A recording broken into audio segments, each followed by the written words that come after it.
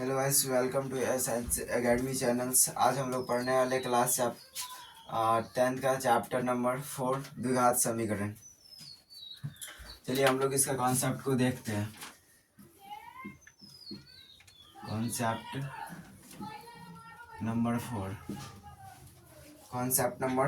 4 को हम लोग देखने वाले। ध्यान से देखिए, कॉन्सेप्ट नंबर 4 क्या कहता है। विवेचक या इसी को हम लोग कह सकते हैं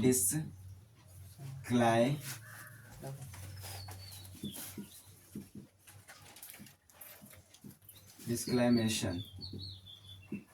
अब देखिए विवेचक को हम लोग इंग्लिश में क्या कहते हैं, डिस्क्लाइमेशन कहते हैं, जिसको हम लोग डी से सूचित करते हैं। किसे सूचित करेंगे? डी से सूचित इसको क्या जाता है। अब यहाँ पे देखिए कि विवेचक का जो फॉर्मूला होता है, कभी भी हमको अगर द्विघात समीकरण उपलब्ध करवा दे दिया जाए, उसके बाद हमको कहा है कि उसका विवेचक ज्ञात करिए, यानी कि डिस्क्लाइमेशन ज्ञात करिए, या आपको कहा जाए कि डी बराबर ज्ञात कीजिए, डी का मान ज्ञात कीजिए। तो आप कैसे ज्ञात करेंगे, ध्यान से देखिए। इसके लिए फॉर्मूला है डी बराबर, यानी कि डिस्क्लाइमेशन बराबर b² माइनस 4ac। डी बराबर b² माइनस 4ac। ध्यान से देखिए। उसके बाद भी यहाँ पे देखिए, ये फार्मूला किसका है? विवेचक ज्ञात करने का ये फार्मूला है। डी बराबर b² माइनस 4ac। आपको जस्ट एग्जांपल्स कुछ दे दिया जाए, जैसे 2x² प्लस 4x प्लस 2 बराबर 0। अगर बोले ये एक द्विघात समीकरण है, कैसे द्विघात समीकरण ये वाला है, तो ध्यान से देखिए। जब कभी भी चर का, यानी कि कोई समीकरण कब होगा? जब कोई LHS RHS होगा, LHS इक्वल टू RHS होगा, है ना, तो उसको हम लोग क्या कहेंगे? समीकरण कहेंगे। क्या कहेंगे? समीकरण कहेंगे। और समीकरण में देखेंगे कि सबसे चर का हाईएस्ट घात अगर 2 है, तो उसको हम लोग क्या कहेंगे? द्विघात समीकरण कहेंगे। कौन सा समीकरण? द्विघात समीकरण के नाम से उसको हम लोग देखेंगे।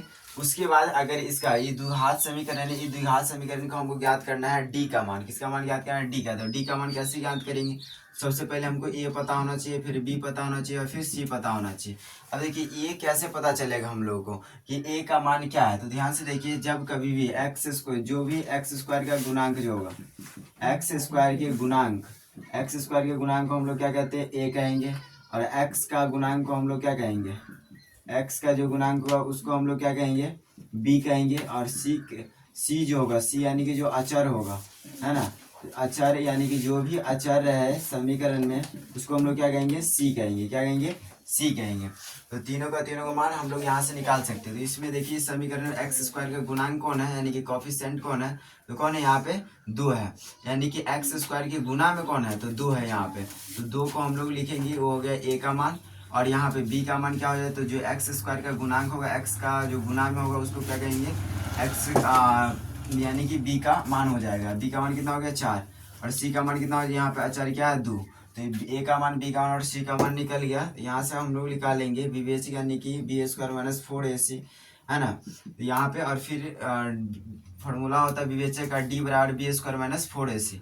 b का मान कितना हो गया? तो b का मान है 4, तो हम लोग 4 का स्क्वायर कर देंगे, माइनस 4 गुने a का मान कितना है? 2। c का मान कितना है? 2। 4 चौका हो गया 16, माइनस 4 दूनी 8, और 2 कितना हो गया? 4 दूनी 8, 8 दूनी 16, 16 में से 16 गया तो 0 हो गया।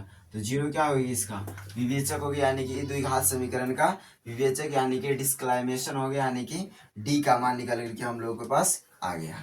ठीक है, इस प्रकार से आप लोगों को कुछ और भी एग्जाम्पल्स यहाँ पे दिया जा रहा है। ध्यान से देखिए, जैसे कि एग्जाम्पल दे दे हम लोग 3k² प्लस में 8x प्लस में 2 दे दे, है ना, बराबर में कर दे 0, है ना। सेकेंड दे दिया जाए आपको 4x² माइनस 2x प्लस में, है ना, 3 बराबर 0। तीसरी एग्जाम्पल दे दिया आपको 8x² माइनस में, है ना, 4x प्लस में 4 बराबर 0। ये तीनों एग्जाम्पल्स को आपको सॉल्व करके कमेंट सेक्शन में इसका आंसर देना है, फिर आपको उसका रिप्लाई दे दिया जाएगा आपका आंसर सही है गलत। चलिए इसके आगे हम लोग देखते हैं। अब नेक्स्ट कॉन्सेप्ट पे चलते हैं।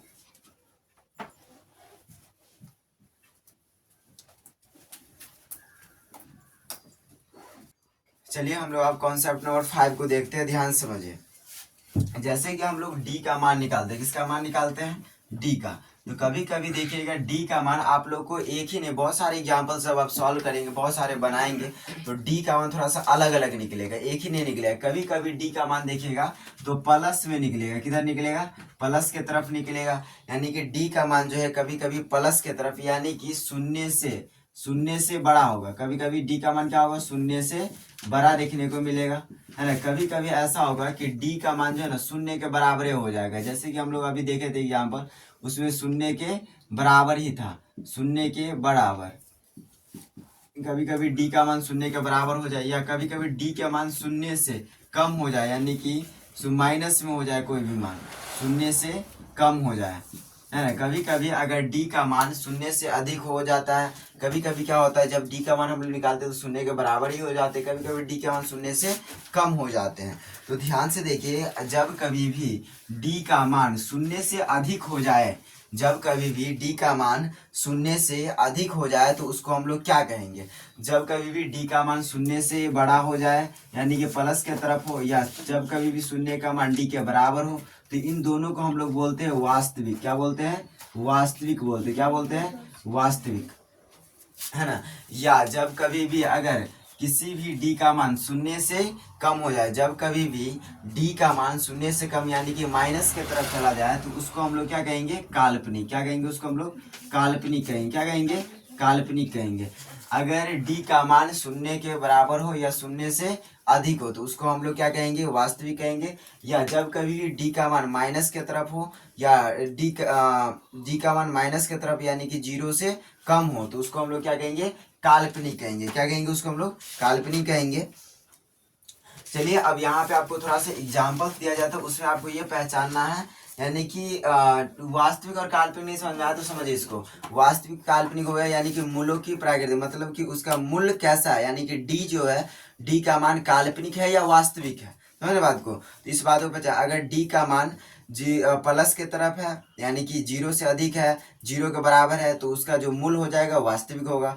अगर जीरो से कम है यानी कि माइनस की तरफ है, तो उसको क्या किया, मूल्य हो जाएगा उसका काल्पनिक हो जाएगा। तो यहाँ पे देखिए कुछ आपको दिया जा रहा है एग्जाम्पल, उसमें पहचानना है कि इसका मूल्य कैसा है, मूल्य कैसा होगा। ध्यान से देखिए, मूल्य कैसा होगा, मूल्य वास्तविक होगा या काल्पनिक होगा, मूल्य वास्तविक या काल्पनिक होगा, काल्पनिक होगा, मूल्य वास्तविक या काल्पनिक होगा। जैसे कि आपको एग्जाम्पल्स में दे दिया जाएगा, 12 दे दिया गया, दूसरी नंबर आपको दे दे हम, है ना, -14 दे दे, तीसरा नंबर दे दे आपको, है ना, तीसरा दे दे यहाँ पे 0 दे दी, तीसरा आपको दे दी जाए 0, है ना। डी बराबर ये सारा का सारा मान है, डी का मान यहाँ पे 12 हो गया, डी का मान यहाँ पे -24 हो गया, डी का मान यहाँ पे 0 हो गया। अगला दे दिया जाए चौथा नंबर है आपको, डी का मान, है ना, -2 दे दिया जाएगा, डी का मान, है ना, प्लस में 16 दे दिया जाए, है ना। ये 5 आपका एग्जाम्पल, इसमें पहचानना है मूल्यों की यानी कि इसका मूल्य कैसा है। जो 5 क्वेश्चंस आपको उपलब्ध करवाया गया है, इसमें से पहचानना है इस सब दोनों का, इस पांचों का मूल्य कैसा है, वास्तविक है या काल्पनिक है। इसमें से कौन कौन है जिसका मूल्य वास्तविक है, कौन कौन है जिसका मूल्य काल्पनिक है। तो ध्यान से देखिए कि मूल्य किसका वास्तविक और किसका काल्पनिक है। तो यहाँ पे देखिए इस ये क्या, डी का मान कितना यहाँ पे आया है 12। जब कभी भी डी का मान अगर प्लस की तरफ होता है यानी कि शून्य से बड़ा होता है, तो हम उसको क्या कहते हैं, वास्तविक कहते हैं। तो यहाँ पे देखिए डी का मान कितना यहाँ पे 12 है, तो डी का मान कैसा 12 है, +12 है, यानी कि 0 से अधिक है, 0 से बड़ा है, प्लस के तरफ है। तो ये मूल्य कैसा हो जाएगा, वास्तविक होगा। कैसा होगा, वास्तविक हो जाएगा, है ना। कैसा हो जाएगा, वास्तविक हो जाएगा। यहाँ पे देखिए डी का मान कितना है, -24 है। कितना है, -24। तो यहाँ पे जो डी का मान है वो क्या है, माइनस की तरफ है। किधर की तरफ है, माइनस की तरफ, यानी कि 0 से कम है। जब कभी भी डी का मान 0 से कम या माइनस की तरफ हो, तो उसको हम लोग क्या कहते हैं, काल्पनिक कहते हैं। क्या कहते हैं, काल्पनिक कहते हैं। यहाँ पे देखिए डी का मान कितना है, 0 है, यानी कि डी के बराबर, मतलब डी किसके बराबर, 0 के बराबर है। जब कभी भी डी का मान 0 के बराबर होता है, तो उसको क्या कहते हैं हम लोग, वास्तविक कहते हैं। तो ये कैसा हो जाएगा, वास्तविक हो गया। कैसा हो गया, ये वास्तविक हो गया। यहाँ पे देखिए चौथा नंबर में क्या है, डी के बराबर कितना दिया, -2 दिया गया है। तो डी बराबर जो -2 दिया गया है, यहाँ पे देखिए डी बराबर -2, तो -2 जो होता है वो 0 से कम या बेसी होता है। तो कम होता है, कितना होता है, कम, यानी कि जो माइनस की तरफ हो, 0 से कम हो, उसकी मूल्य कैसा हो सकता है, काल्पनिक होगा। कैसा होगा, काल्पनिक होगा। आगे देखिए डी बराबर यहाँ पे कितना दिया गया है 16 यानी कि 16 दिया गया है और ये किधर की तरफ है प्लस की तरफ है यानी कि प्लस की तरफ है यानी कि शून्य से अधिक है तो शून्य से जो बड़ा होगा उसको उसकी मूल्य कैसा होगा वास्तविक हो जाएगा। कैसा होगा वास्तविक होगा। तो उम्मीद है कि आप लोगों को वास्तविक और काल्पनिक पहचानने में कोई दिक्कत नहीं होगा। जब कभी भी आपको डी का मान दिया जाए तो वास्तविक और काल्पनिक पहचानने में कोई समस्या नहीं होगी। चलिए यहाँ से हम लोग थोड़ा सा आगे बढ़ने का प्रयास करते हैं।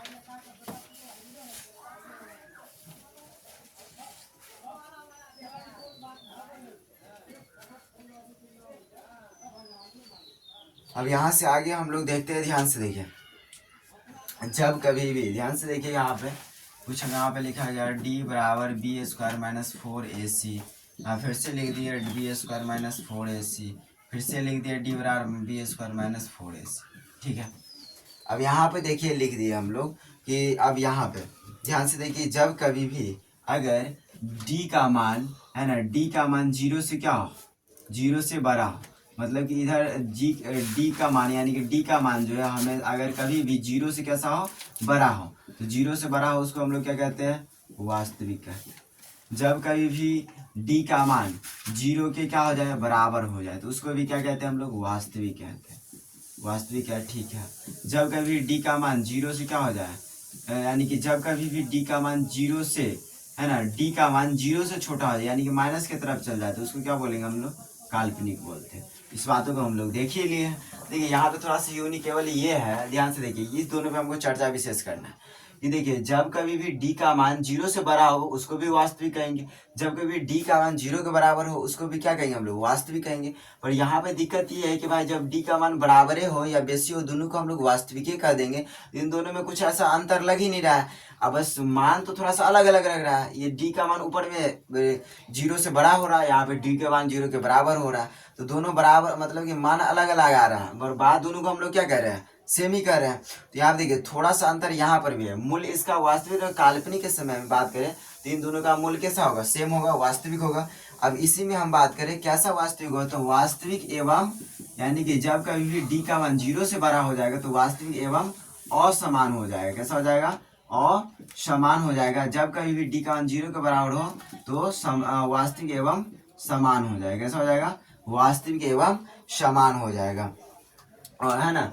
तो इस दोनों में यही अंतर है यानी कि जब कभी d का मान 0 से बड़ा हो तो वास्तविक एवं असमान होगा, जब कभी d का मान 0 के बराबर तो वास्तविक एवं समान होगा, जब कभी d का मान 0 से छोटा हो तो उसको हम लोग क्या बोलेंगे काल्पनिक बोलेंगे। क्या बोलेंगे काल्पनिक। समझ गए बात को। तो आज तक के लिए हम लोग इतने टॉपिक रहने थे, इसके बाद हम लोग बहुत सी अगले से बहुत अट्रैक्टिव क्लास हम लोग बायो को भी लेकर के आएंगे जिसके बारे में आपको हृदय से संबंधित जानकारी आपको उपलब्ध करवाया जाएगा और इसको हम लोग कंटिन्यू रखेंगे मैथ को। ठीक है, तब तक के लिए बाय बाय।